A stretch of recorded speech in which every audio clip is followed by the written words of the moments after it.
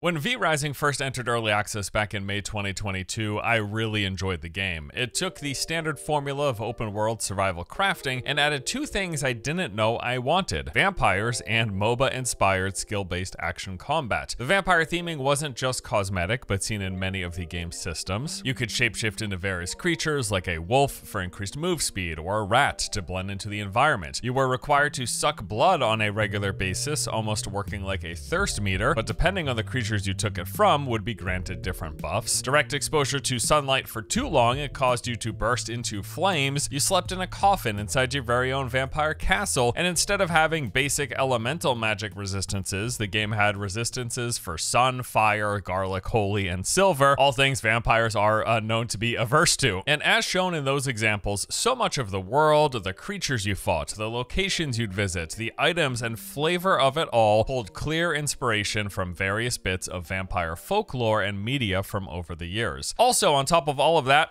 combat was fantastic. The game was developed by Stunlock Studios, whose prior titles, Bloodline Champions and Battlerite, both featured skill-based PvP-centric action gameplay. For both of those games, combat was at the forefront and was very good. With V Rising, they took that foundation, fine-tuned, improved it, and put it in a multiplayer open world which may or may not have PvP depending on how you choose to play or what server you select when you play the game. All of that, combined with the survival elements, the gathering, crafting, base building, exploration, and progression tied to boss hunting, made for a package I found very entertaining. Like I said, I really liked V Rising at the time. But the game wasn't finished. When I first played in May 2022, early access had just begun, and we were told to expect some time before everything was all done. So after I had my fun with it, I put the game down for another day. Well, that time is today. V Rising is officially launching its 1.0 version on May the 8th. The game has come a long way, receiving numerous updates over these past 2 years, much of which we'll be taking a look at here today. Stunlock Studios is sponsoring this video. They gave me a special early look at the final version of the game, and with that, I've spent the past week playing through everything, seeing all of the content, the improvements, the additions that have come. So let's take a look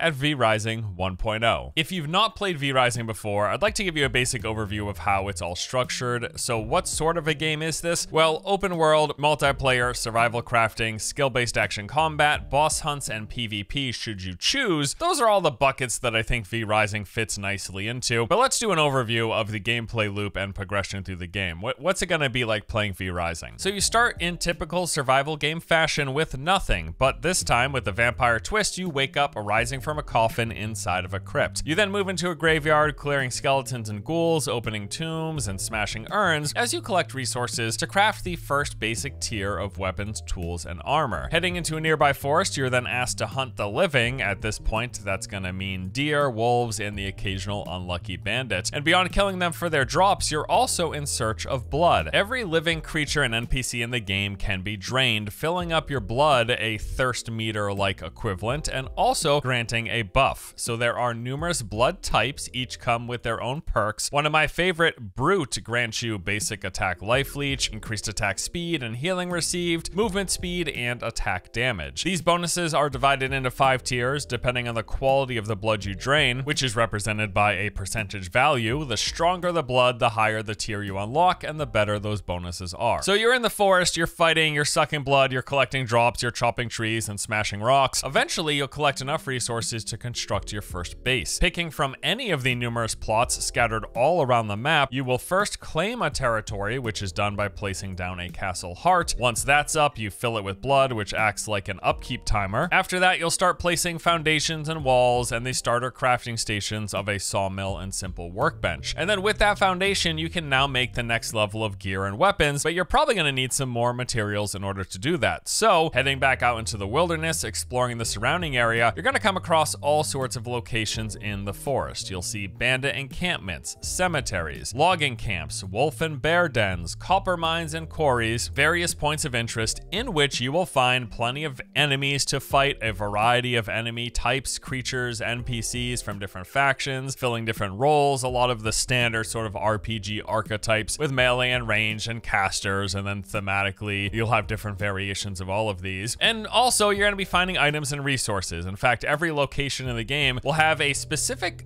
set of items that have a higher chance to drop, and you can actually see that by mousing over it on the map. And it also makes logical sense. So like you'll get grave dust and bones from the cemeteries, you'll get extra leather and hide from trapper camps, and ore and ingots will of course be in higher abundance when you're in mines and quarries. Like many survival crafting games, much of the gameplay loop consists of this back and forth. You leave your base, you fight enemies, you gather items. This lets you continue building up your base, placing down new crafting stations, making gear and consumables, making yourself stronger, and then heading out again. But at the same time, while you're doing this whole loop, you will also be tracking down the game's various bosses. As of this 1.0 build, there are currently 57 bosses in the game. These start out pretty simple: avoid the basic attack, dodge the lunge, don't stand in the fire, but over time, boss fights get way more varied and complex. Especially towards the mid to late game, you're going to be dealing with some proper challenging encounters and interesting mechanics. Between the bosses themselves, the variety of spells you have at your disposal, and the fact that you can swap between weapons on the fly, these fights have been real fun and engaging experiences. I mean, just as is, I think the combat in this game is fantastic, which probably comes as no surprise given the main focus in both of their prior games was fighting. So in V Rising, if it's fighting big groups of enemies, small groups, or even one or two, it's a good time. In fact, half of the time I would be out roaming the road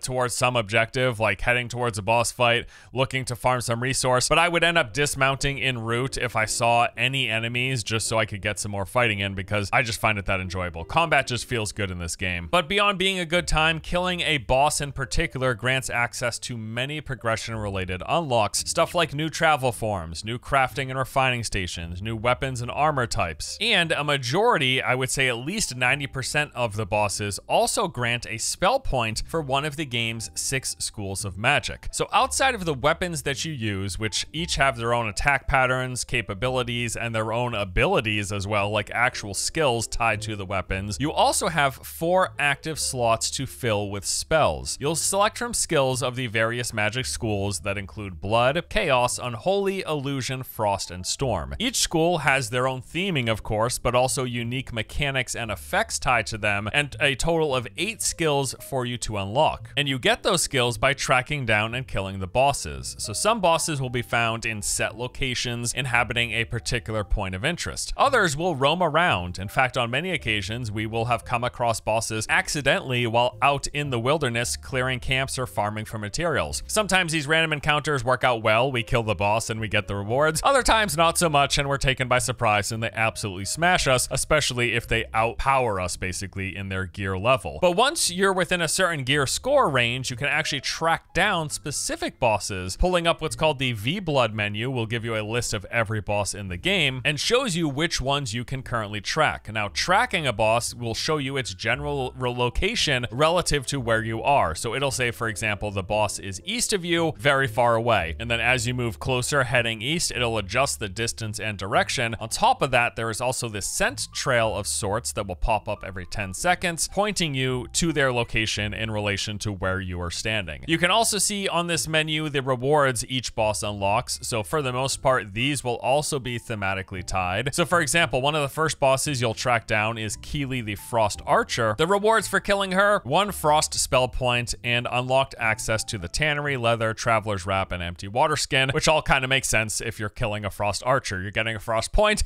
and you're getting like archery, leather equivalent progression unlocks, right? So while you're playing and you're gearing up and you're doing the farming, gathering, crafting, and you're building up your base, you also want to regularly check what bosses are near your item level, and then depending on the rewards that you're after, you will pick a boss to track down and hunt. So maybe early on you decide you really want to get a boost to your spell power ring and you want an unholy point so you can start trying out a summoner build, in which case you will end up tracking Goreswine the Ravager, which was the case for me. Like, I wanted to try this summon skeleton builds, I wanted a better spell power ring, so Goreswine was one of my early choices when it came to what bosses am I hunting towards next. But yeah, that's kind of the whole process, really. As mentioned, there are 57 bosses in this 1.0 build, and tracking and killing them really makes up the main overall arc of progression through the game, with the exploration, the camp clearing, and all the survival crafting stuff kind of supporting and propping up that arc. But yes, your goal ultimately is to work your way up to the final boss, which you do by starting at the bottom, moving up the chain, killing bosses, and getting more powerful as a result, thanks to you learning new skills and unlocking the ability to make better gear. In fact, the bosses are even sectioned into different acts that represent your progression through the game, which should look something like this. You start off, like I said, with nothing inside of the graveyard. You can make your basic and starter gear. You then go do your base, you track down and kill the first few bosses. This unlocks the next new tier of weapons, gear, and base stuff. You build what you can, you go out, you farm for resources for the rest, you come back, you craft your new set of gear, plus any weapons that you might want to use. Instead of like, you don't have to make all the weapons, you just make the weapons you like actively using, right? That's all you have to farm for.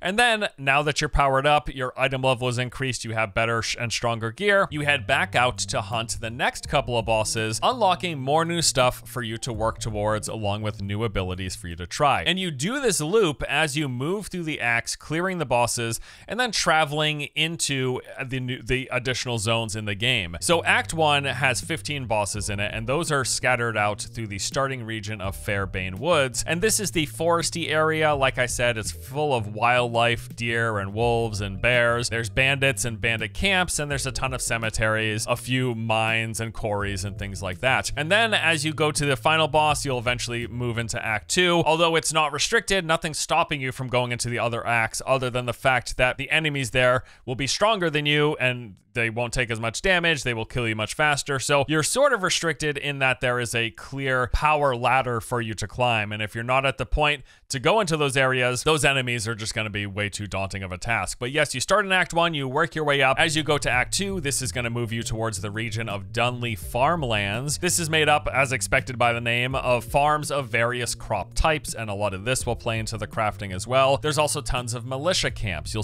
start to see large NPC villages and towns. You'll find keeps and monasteries. And then you keep progressing, doing that same loop, and you move into Acts 3 and 4, and here you will start to explore places like the Cursed Forest, a heavily wooded region just northeast of Dunley Farmlands. This spot is full of witches, spiders, mosquitoes, and a fog that grows thicker and thicker the longer you're in it, until eventually you actually lose access to your map, your mini-map and your total map. You lose all navigation tools whatsoever. Eventually there is some gear unlocks that you can get to negate this, but the very first few times you come across it, I mean, at least for me, I'll speak, it was really, really cool. It's a cool mechanic that they added into this one particular zone. You'll also start traveling to the Silverlight Hills, home of V Rising's holy warriors, paladins, priests, sunbringers, and all sorts of light-infused characters and enemies for you to engage with. It's a mountainous region. It's also full of harpies, sacred mines, army outposts, and a massive town called Brighthaven, broken up into 4 quadrants and loaded with NPCs, enemies, vendors, and loot. This is like the main home of the humans in this world, basically. They're all kind of centered around this town of Brighthaven, and that's also, like I said, where all of like the holy warriors, you got big old imposing paladins and dangerous priests and sunbringers and all sorts of like, yeah, light infused creatures that vampires don't really get along with so much. And then beyond that, as you move through Acts 3 and into Acts 4, you're going to start to go to the new regions of Gloomrot and the Rings of Mortium. So Gloomrot was added last year. This is like a steampunky area infused with lightning and pollution, a mechanical heavy zone as well. It's full of enemies, super unique to that region, carrying flamethrowers and Tesla guns, piloting these massive like Victorian style machineries, some of which will actually track you with laser beams, which are quite deadly. The area is also home to many mutated abominations emerging from radiated pools as you walk by. And then the Ruins of Mortium is a desolate region and the seat of Dracula's estate. Here you will find, well, not much in terms of landscape, as the entire thing is kind of like a snowy ashland, but it is inhabited by the newest enemy faction added to the game, the Draculan. These are Dracula's servants. They come with their very own blood type and unique look to them. It's also where the newly added endgame world event takes place, which I'll touch on in a moment. But yeah, this is basically how the game works. Like, you do the survival crafting stuff, right? But then you're fighting bosses up the chain, unlocking new things, progressing in power, which lets you push further into the world, explore the new zones, and then fight the new bosses, further progressing you in power as you work all the way up and up and up to move into Gloomrot, to move into the Ruins of Mortium, and to start to engage in the endgame systems as you work towards your way to fight the final boss, Dracula himself. And as is, like this portion of the game, even just playing with a friend or playing solo, I enjoy. I have found this core progression through the game quite enjoyable. Like, I love the world of V Rising. I like its theming and the setting. The combat is super satisfying. So just playing the game to go through this progression, do the survival crafting stuff, spend some time fighting and taking on the challenging boss fights, all this PvE side of the game has been a blast. It's what I loved about the game when it first came out, and it's continued to be something that I enjoy, and there's just so much more of it here now today. But then there's also like this whole other side to V Rising, and that is a rather hardcore skill-based PvP. So when you first boot up the game, you're given the choice of selecting what server you want to play on, and these come in different types, basically split in two between PvE focused and PvP focused. Now, should you choose a PvP server, by default, that experience is going to be everything that we just discussed, but then on top of that, it's got open world PvP. So while you're out exploring, doing survival crafting stuff, working towards those boss fights, there's going to be other players in the world, and you can fight them and kill them at any point. And if you kill another player, or if you die, that your stuff in your inventory can be looted. It's like, again, hardcore full loot PvP. There's also a system of base raiding. So you've got your castle that you build up, well, during certain times of day, or depending on the server, it might be unrestricted. Clans of vampires can attack each other's castle, and then if they successfully break into the castle, they can steal all of the stuff that they find inside. So for people who like PvP, adding this twist to the game's entire progression and exploration, I mean, it can easily double, triple, quadruple the amount of time and entertainment you get from the game. If PvP is something that you like, it is definitely the case that playing on a PvP server in V Rising, there's going to be a lot to enjoy here. In addition, and I just I just enjoy just the PvE side of the game. So the PvP, again, adds like a whole nother layer to it. There's also a ton of variable options. If what I just described of the PvP sounds too hardcore for you, there's a lot of space in between, because the game servers consist of all manner of variety and settings that you can choose from when you set one up. So yes, there's like PvE servers and then PvP. There's also duo PvP servers if you don't want to play against large clans, and they have toggles and sliders for literally everything. Like on the PvE side, there are different multipliers and options for changing how equipment works, the traders, the crafting systems, building and progression, the timers, the amount of resources that you get. You can basically make everything easier and more bountiful resources, or harder and more restricted, faster build times, instantaneous build times, or longer build times. Whenever a player sets up a server, they can just choose what they want, and there will be official servers as well as player-run dedicated servers on top of that. And then specific to the PvP side, you can choose if it's going to be total PvP with full world and base rating, like full open world PvP and full base rating all the time, or you could do limited PvP, where so maybe it's just the open world PvP, but there's no base rating. You can also choose when and how often both open PvP and castle rating occur. You can change the number, stats, and timers of things. You can decide whether it is full loot or not. Like, you can play on a PvP server that isn't full loot. You can just do the PvP, but not risk losing your stuff and not risk having your base attacked. They've got those options there. Depending on what sort of PvE or PvP experience you're looking for, you can probably find a server that fits for you. Now, I know that, at least personally, I tend to just like playing these games as like the default experience that the developer intends. So I will like play on an official server with an official baseline rule set, but I know a lot of people like these ability to tweak and do all this stuff, and it's really amazing that those options are here. I did mention that we've had some updates. There was a Gloomrot update, and then there's 1.0. Well, beyond adding those 2 new regions that I mentioned earlier, there was also a ton of improvements with both of these updates. So last year in 2023, when they released Gloomrot, they brought about a world revamp, which brought expansions and improvements to a lot of the existing biomes, and then it added that new region of Gloomrot that I mentioned is like that steampunky, Victorian, lightning infused. They also introduced weather hazards, such as areas that have these choking mist, deadly lightning storms, and gale winds. They added trading hubs, which was really cool. At these locations, scattered all around the zones, in every part of the game, in every zone, there are set locations where there are NPCs that you can trade with. You exchange coin that you collect to these NPC merchants, and they're gonna sell resources, consumables, but the most valuable thing is they sell recipe books that are needed to learn some of the special higher tier versions of weapons and gear sets that come complete with set bonuses as well, tailoring to different playstyles. You want to be caster focused, you want to be melee focused, you want to be crit focused, you want to be speed focused, you want extra health. They're going to be sets as you move through the progression tier. You find these books, they drop. There's also ways to get them at crafting stations, but yes, they're then also sold from these trading hub NPCs. Gloomrot brought about building updates, allowing for the building of multi-level castles. You can go up many vertical stairs, essentially. It added 13 new bosses and 30 new basic enemy types. It also improved magic by introducing the new Storm Magic School, and it introduced 2 new weapons, the Greatsword and dual pistols, as well as legendaries, which are just better versions of the base weapons. Oh, I just gotta say, from my most recent play experience, Greatsword, it's a really awesome weapon. At least on the PvE side, I really enjoyed using it.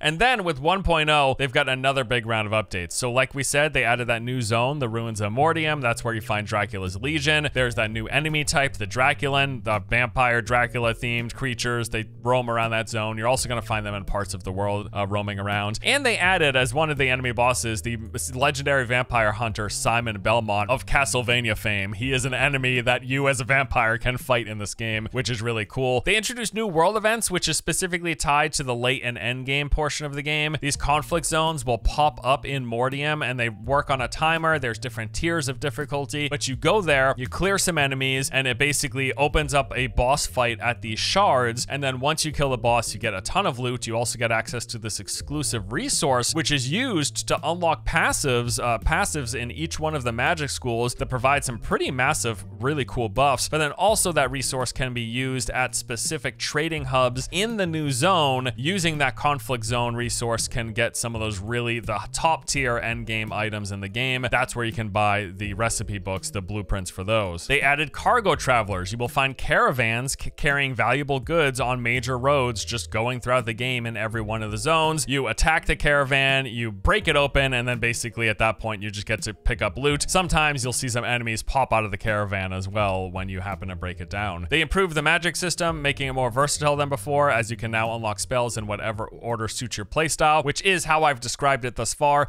But prior to that, you unlock spells in a specific order. Now with the spell point system, they basically let you choose what you unlock when. They also added the new weapons of bows and whips. They added new unique weapons and the ancestral upgrade system for more powerful weapons. They introduced the new shape-shifting spider form that lets you bury underground to hide from enemies. New tier of armor and equipment. They added castle relocation system for moving your plot, and this is massive. In the past, if you put a castle somewhere, it just stayed there, and unless you broke it apart and built a new one elsewhere. Well, with castle relocation, it lets you do this seamlessly. Instead of having to manually break down a whole base and then take all those resources and carry it over, you can just place down a relocation fountain, and then from there, it knows all of the stuff in your last base, and it lets you move all of it over without actually having to manually carry all the resources back and forth. It is absolutely huge. They've added higher tier stations that provide massively increased crafting speeds, which is really great. And there has just been like a metric ton of UI and UX and just overall quality of life improvements to the game. So the bag system is way more streamlined and offers just straight up inventory space, which is a real nice change. You can unlock spell points, like we said, instead of spells coming in a particular order, letting you choose your playstyle now instead of being dictated it based on where you are in the progression chain. A lot of streamlining to the crafting. For example, you no longer need water to make potions. They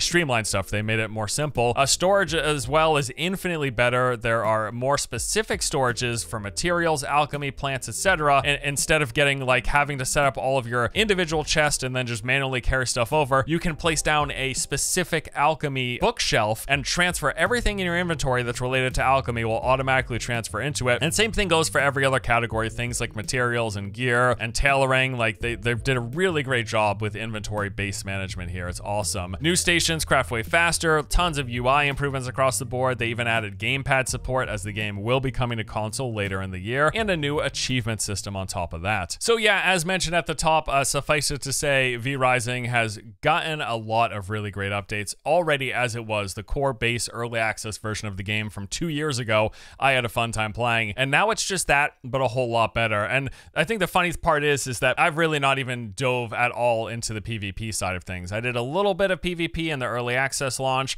in this preview of the 1.0 build that I've been playing over the past week and a half or so now. There was no PvP server available for the preview version that we had, so we were just playing on a PvE server, and even that, like I played like 60 or 70 hours in the past week or so, and I like even just the PvE stuff I'm enjoying. So the whole extra layer of PvP, adding just, well, everything that PvP adds. So if you like the PvP stuff, that's a whole nother side of it. And once the 1.0 launch officially happens, I'm going to jump in, hop on a new server, and I would like to try the PvP stuff. I might do the limited, like solo or duo. It just depends, really. But yeah, I don't know, man. The game's really cool. Definitely the big check marks for me on the like side of thing are the combat. I mean, hands down. Like I said, Stunlock Studios, their prior games, I really liked them. Battlerite and Bloodline Champions, like I really enjoyed both those games, and the combat was the shining star. They were like arena combat focused games, and that can be a little sweaty for me, especially in my old age, but I still thoroughly enjoyed playing those as long as I didn't climb the ranks too high and start getting my butt whooped 90% of the time. But playing those games was really fun. I mean, I even liked the Battle Royale that they put out. So yeah, I mean, the combat in Stunlock's games to me has always been top notch, and V Rising carries that over, and frankly, in a lot of ways is better and more appealing to me, at least, because I like it in this open world setting. I like it in the shared multiplayer space. I like it with these survival crafting stuff. Just so much about that in this world feels really good. Boss design is stellar. They've continued to add more and more interesting bosses. In particular, once you start to get to mid and late game, these boss fights, the mechanics they have, it's super fun, super interesting, really enjoyable, especially the first time through. And the game's progression, the item and gear progression, the base progression, I've really liked. I also want to add one problem for me with a lot of survival crafting games is like non-stop grinding needed to even build the most basic base. But it's really like you can spend like 20 minutes of grinding resources in this game and make like a massive castle already. So I think they're pretty liberal here. And with the server options, you can tweak it so that it's even crazier. So you hit one tree and you get like 10 billion wood, and then you hit a rock and you get like 10 billion stone, and then you're making a massive castle with like 5 minutes of grinding. So there's a lot of options as well with the tweaks and changes that you can adjust when you're setting up a server. When it comes to feedback, I mean, generally I like this game, but I would say that I think the end game for PvE players does seem pretty limited outside of grinding for legendary weapons. After you do that boss climb and you work your way up and you make your way to the last boss and you're getting that last tier of gear and weapons, well, then that's basically it. There's really not much repeatable end game stuff to do after that. And I think even though if that's not what this game is trying to be, I think if they provided some sort of a, I guess we'll just call it infinite grind for the PvE portion of the player base who would like to continue to do that, I think that could be a nice addition. Now that said, this is a seasonal game. They do seasonal resets and server resets and wipes and all of that stuff. It's just part of the experience with the game that they've built here. And then also I added PvP is clearly, if you like PvP, that is going to keep you coming back time and time again. But still, for the PvE side of things, for the people who might just want to go through once, I think something to do after you reach that final tier of weapons and gear. I mean, I guess what else is there to do, right? But because the combat's so enjoyable, but if people who don't like PvP, it would be cool if there was something that could kind of keep them going from that point forward, like an infinite dungeon or something. Just throwing ideas out there, I don't know. But anyways, as it is, I really like V Rising. And now again, this is a sponsored video, but really it was just about raising awareness for this 1.0 build. I have that video that I made of the early access build from 2 years ago with me just gushing about the game, and this is now 2 years later, and the game is just even that much better. So yeah, it was a no-brainer for me when Stunlock's like, hey, you want to cover V Rising 1.0? I'm like, the game is sick. Yes, absolutely. And yes, I can now confirm after playing for the past week and a half, the game is sick. Or just don't even take my word for it. Go check out the Steam reviews. The game has been like overwhelmingly positive for as long as I can remember. People really like V Rising. I am one of those people. Thank you for checking out the video as we take a look at the updated V Rising 1.0 launch. You can check it out. Links below if you want to learn more about the game. That's it for today, though. Thanks for watching, guys. I'll see ya.